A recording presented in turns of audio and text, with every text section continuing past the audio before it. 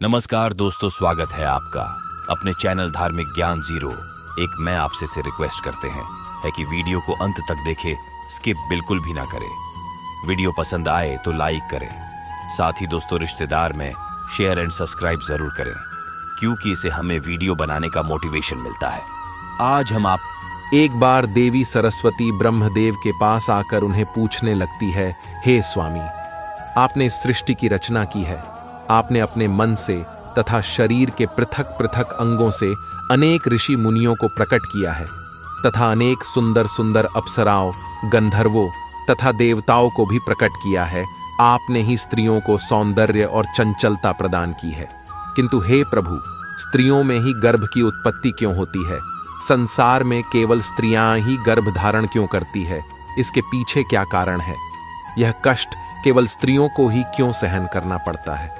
तब ब्रह्मा जी मुस्कुराते हुए कहते हैं, हे देवी, आज आपने उचित ही प्रश्न किया है और यह बात सत्य है कि संसार में सभी रोगों और कष्टों से बढ़कर गर्भ धारण का कष्ट होता है। गर्भ धारण करने में स्त्रियों को अत्यधिक पीड़ा होती है। इस विषय में मैं आपको एक प्राचीन रहस्य सुनाता हूं, जिसे आप ध्यान से पूरा सुनिए। जो भी स्त्री इस कथा का श्रवण करती है, उसे अत्यंत गुणवान तथा रूपवान पुत्र की प्राप्ति होती है। देवी सरस्वती कहती है, हे प्रभु, मैं इस कथा को ध्यानपूर्वक सुनूंगी। कृपया आप इस कथा को मुझसे कहिए। फिर ब्रह्मा जी कहते हैं, हे देवी, पुलत्स्य का जन्म मेरे कान से हुआ था। पुलत्स्य मेरे मानस पुत्रों में से एक है। मैंने उसे अनेक प्रकार की विद्याएं प्रदान की तथा उसके प्रकट होने का उद्देश्य उसे समझाया। फिर मैंने उसे संसार के कल्याण के लिए तपस्या करने का उत्तम कार्य सौंप दिया। मेरी ही आज्ञा से सत्ययुग में महर्षि पुलत्स्य सुमेरु पर्वत के उच्च बिंदु पर तपस्या करने के लिए चला गया। वहां पर आश्रम का निर्माण करके पुलत्स्य घोर तपस्या करने लगे। उसी समय अनेक गंधर्व, देवता, दानव तथा अप्सराएं उस स्थान पर विचरण करने के लिए आया करते थे। उन सभी की दृष्टि पुलत्स्य पर पड़ी तो वे सभी उनकी चेष्टा करने लगे।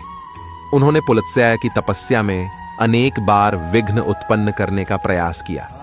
खेल खेल में अप्सराएं पुलत्स्य के तप को भंग करने का प्रयास करने लगी, उनकी तपस्या में बाधा निर्माण करने लगी। तभी पुलत्स्य ने क्रोध में आकर वहां पर उपस्थित सभी अप्सराओं और गंधर्वों को यह चेतावनी दे दी, आज के बाद जो भी प्राणी उनके सामने आएगा और उनकी तपस्या में विघ्न डालेगा, वह गर्भ धारण करेगा। पुलत्स्य की ऐसी कठोर वाणी सुनकर समस्त अप्सराएं, गंधर्व आदि भयभीत हो गए और वहां से डरकर दूर भाग गए। उसी समय में पर्वत की कंदर में ऋषि तृणबिंदु की कन्या हविर्भुवा अपने माता पिता के साथ निवास करती थी। वह महर्षि पुलत्स्य के कहे गए वचन को नहीं जानती थी।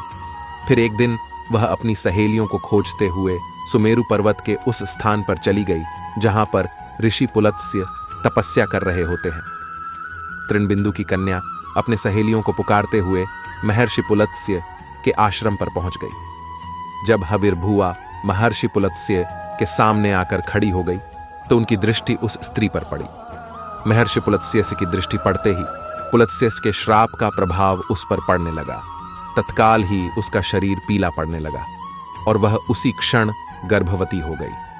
अचानक स्वयं के शरीर में इस प्रकार का विचित्र बदलाव देखकर हविर्भुवा अत्यंत घबरा गई। उतने में ही उसकी सखिया उस स्थान पर आ गई तो हविर्भुवा ने उन्हें उस घटना के बारे में बता दिया। फिर हविर्भुवा की सहेलिये उसे लेकर उसके पिता के घर पर चली गई। वहां जाकर हविर्भुवा ने अपने पिता को सारा वृतांत सुना दिया। अपनी पुत्री की यह बात सुनकर महर्षि तृणबिंदु को बड़ा दुख हुआ। अब उन्होंने ध्यान लगाकर सब कुछ देख लिया तो उन्हें पता चला कि महर्षि पुलत्स्य के द्वारा श्राप दिए जाने पर उनकी पुत्री गर्भवती हो गई है। इससे वे अत्यंत दुखी हो गए और तुरंत ही अपनी कन्या को साथ में लेकर वे सुमेरु पर्वत पर चले गए। वहां पर उन्होंने महर्षि पुलत्स्य को देखकर उन्हें नमस्कार किया और क्षमा याचना करने लगे। ऋषि तृणबिंदु कहने लगे, हे महर्षि, आप तो साक्षात ब्रह्मा जी के मानस पुत्र हैं। सारे संसार में आपकी कीर्ति है। आप परम दयालु और परम कृपालु हैं। आज मेरी पुत्री के द्वारा अनजाने में ही अपराध हुआ है। वह आपके द्वारा कहे गए कथन से अनजान थी। आप ही के श्राप के कारण आज मेरी पुत्री गर्भवती हो गई है। ये संसार की पहली स्त्री है जो गर्भवती बनी है। इसीलिए हे मुनिवर, अब मेरी पुत्री से कौन विवाह करेगा? इसे तो कलंक लग जाएगा। इसीलिए मैं आपसे प्रार्थना करता हूं कि आप मेरी कन्या को पत्नी के स्वरूप में ग्रहण कीजिए। मेरी कन्या सर्वगुण संपन्न है, उसके मन में किंचित मात्र भी दोष नहीं है। वह अनजाने में ही आपके श्राप को ग्रहण किया है। यह सदैव ही आपकी सेवा में तत्पर रहेगी। इस प्रकार से ऋषि तृणबिंदु ने आदर पूर्वक महर्षि पुलत्स्य से विनती की। तृणबिंदु के आदर सत्कार और स्तुति से महामुनि पुलत्स्य अत्यंत प्रसन्न हुए और हविर्भुवा को दिए गए श्राप से उन्हें बड़ा दुख हुआ। फिर उन्होंने ऋषि तृणबिंदु को आश्वासन देते हुए कहा, हे मुनिवर, मैं आपकी स्तुति से अत्यंत प्रसन्न हूं। मेरे ही श्राप के कारण तुम्हारी कन्या गर्भवती हुई है, इसीलिए मैं तुम्हारी कन्या को मेरी पत्नी के रूप में ग्रहण करता हूं। इसीलिए तुम अब चिंता ना करो। इस प्रकार से महर्षि पुलत्स्य ने ऋषि तृणबिंदु की कन्या हविर्भुवा को पत्नी के रूप में स्वीकार किया। तदनंतर तृणबिंदु की कन्या हविर्भुवा महर्षि पुलत्स्य के साथ उनके आश्रम पर ही रहने लगी और दिन रात सच्चे हृदय से उनकी सेवा करने लगी। महर्षि पुलत्स्य भी देवी हविर्भुवा की निस्वार्थ सेवा, पतिव्रता धर्म और भक्ति से अत्यंत प्रसन्न हुए और उनसे कहा, हे देवी, मैं तुम्हारी सेवा और भक्ति से अत्यंत प्रसन्न हूं। इसीलिए मैं तुम्हें मेरे ही समान पुत्र की प्राप्ति होने का वरदान देता हूं। जिस समय तुम मेरे सामने आई थी उस समय मैं वेदों का पाठ कर रहा था और तुमने वेदों का श्रवण भी किया है।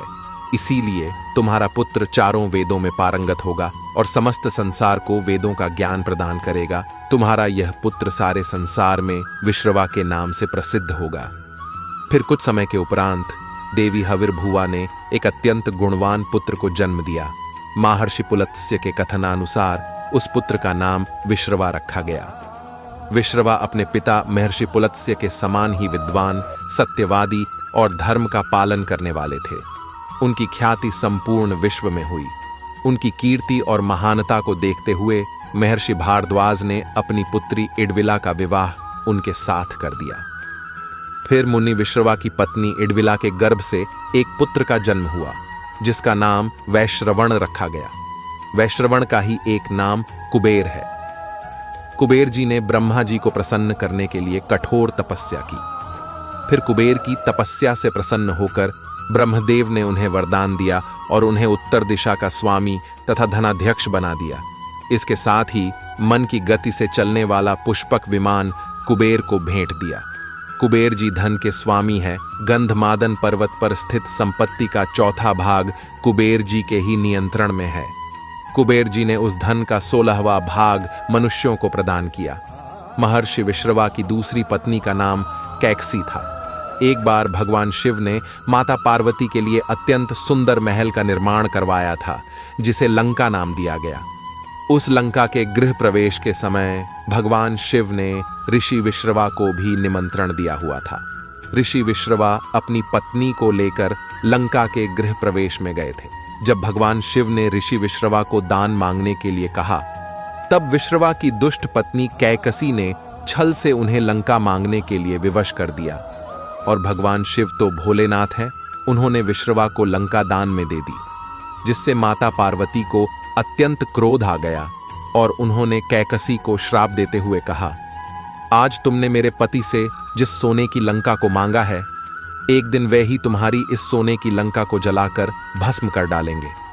जिसके बाद विश्रवा जी ने भगवान शिव द्वारा प्रदान की गई सोने की लंका को अपने पुत्र कुबेर को प्रदान की। किंतु बाद में कैकसी के पुत्र रावण ने कुबेर से वह लंका छीन ली। लेकिन त्रेता युग में भगवान शिव के अवतार हनुमान जी ने उस सोने की लंका को जलाकर भस्म कर डाला।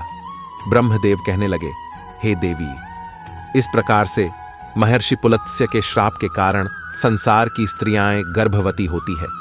मैंने संसार की समस्त स्त्रियों को पुरुषों से भी अधिक सहनशील बनाया है।